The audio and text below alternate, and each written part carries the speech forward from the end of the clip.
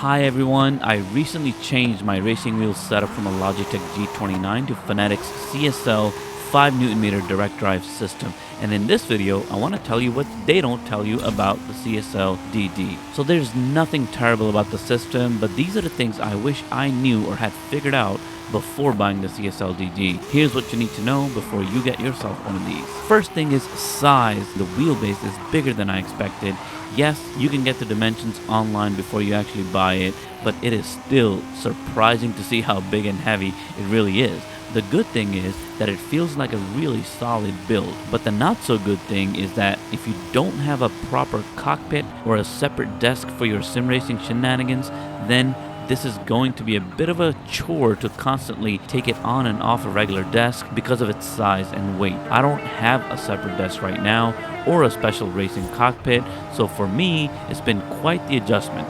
This leads to the next thing you need to know, and that is the desk compatibility, especially under the desk.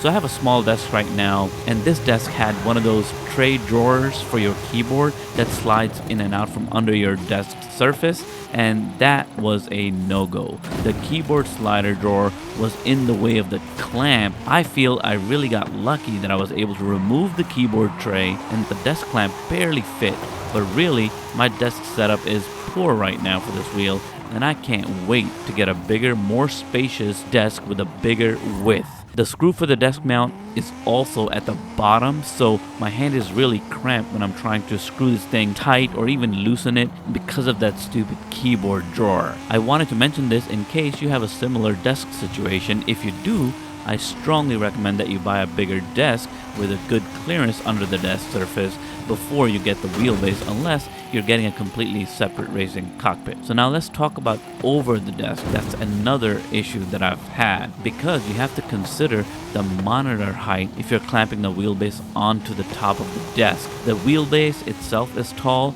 but also the desk clamp adds a bit of height in addition to it. If you're not far enough from the monitor, or if your chair height is not tall enough, or if you have a monitor that does not adjust its height to stand a bit taller than on a normal desk, this wheelbase is going to obstruct your view while you're playing. This is a really important consideration because it affects your gameplay and your comfort level.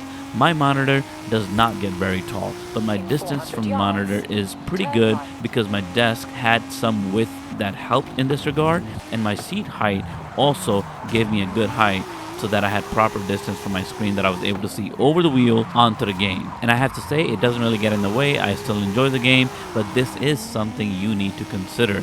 Rule of thumb, I think, from my experience, would be that you should try to get a desk that is as wide as possible, or I guess depth is as deep as possible, and you also would have a monitor that can go up and down a little bit and adjust its height.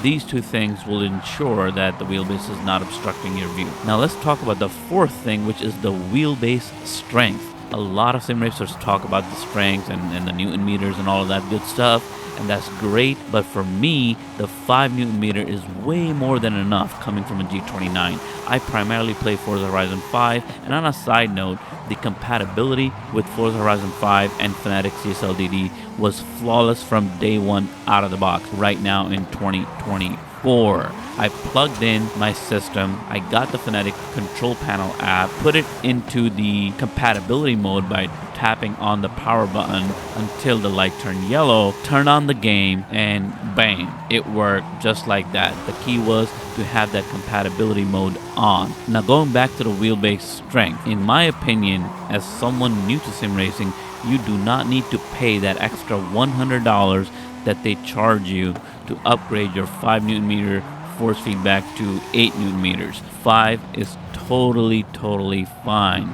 You just don't need it. It's so strong already at 5 Nm that if I have it up in its default setting, it just feels like I'm gonna break my hands or my desk. In fact, I had to both turn down the feedback in the Fanatec control panel app and in the Forza Horizon 5 in-game settings to get the wheel to feel the way I want it to feel, where it's safe but also has enough power and strength in it that I can enjoy the game. So I would recommend that you put that extra $100 that you were gonna spend for that brick to get to 8 Nm, save that money and put it toward either a proper cockpit, because that would help with the setup and playability, or toward a bigger desk in general that has space both on the top surface and below the surface, so that nothing gets tangled up or you're not cramped for space. Now, the last two things I want to mention that not a lot of people talk to you about with regards to a desk setup is that the desk clamp quality and the pedal and wheel quality. So let's talk about the desk clamp quality. I said before the wheelbase quality is great, but I'm not impressed with the desk clamp or the pedal quality. The desk clamp works very well, but still does not feel really snug when it's mounted to your desk surface. It also adds more height to the wheelbase, which is already tall, so that obstruction of view problem I was talking about before is made a little bit more exaggerated because it adds a couple inches to how tall the wheelbase is. But the good thing is it does add an angle too, so it's just not flat on the surface, it's angled high toward you, which is kind of nice. This to me is an issue about design, but I also know that options are limited when you're trying to clamp these things on a regular flat surface desk, so I get it, it can't be perfect, but overall the clamp just feels like it has a lot of give in terms of the y-axis, like up and down. I wish the clamp was a little bit deeper, it went farther into the desk, under the desk, so that it would feel a little bit less wobbly going up and down. But I have to say, it just doesn't feel like it goes far enough back to balance out that wobble you might feel when you have your wrist resting on top of the wheel. It feels like the wheel might just go all the way down and just like break your desk in half. So it is mounted on really tightly, but it just wobbles just the way the balance of it works out. So that's something to note. I've adjusted to it, and I feel I have to be very careful as to not put a lot of weight on the wheel or rest my arm on the wheel or anything like that.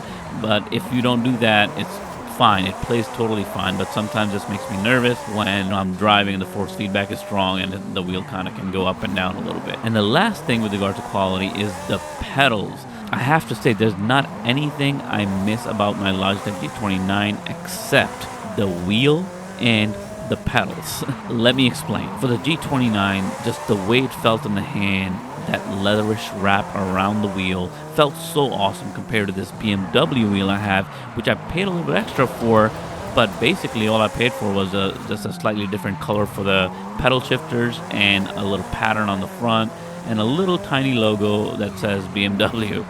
That's what I paid an extra amount for, but the feel of it isn't at all different from a base level CSL wheel. It feels rubbery, like a tire tube would feel in your hands. And I much prefer how the G29 felt with that leatherish feel. Even though it's fake leather or whatever, it just felt better in the hand. The second thing I miss about the G29 are the pedals. The G29 pedals were way better than the Fanatec CSL pedals, in my opinion. They looked better, they felt better, and they rested on my carpet better. That's a big thing. The Fanatec pedals have terrible grip on carpet. Like I said, you need a proper cockpit, which I don't have, so that's obviously a disclaimer. But right now, given my setup, and I know people have this setup, not everybody has a cockpit because you need a lot more space for that as a separate desk. But for me, given that I have a carpet and it's resting on a carpet, the pedals don't work well. They have terrible grip and they have terrible balance on carpet. The good thing is that they are adjustable, so you can adjust the pedals in any which way that you like, which is really awesome and much appreciated. But the tray that the pedals are screwed on is so lightweight and it's so wobbly under your feet. It feels horrible. Now, like everything else, you get used to it, you adjust it. If it moves, you slide it back, you put something behind it so it hits against it and it doesn't keep pushing back.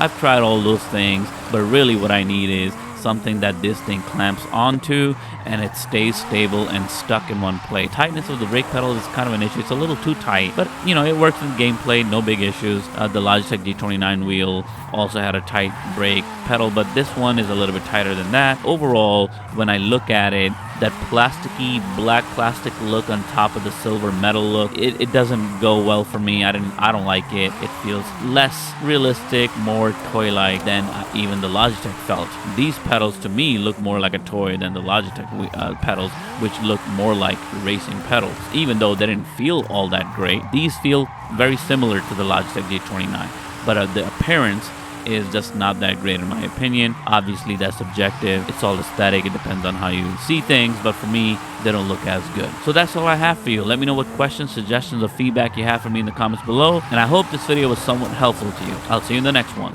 Peace.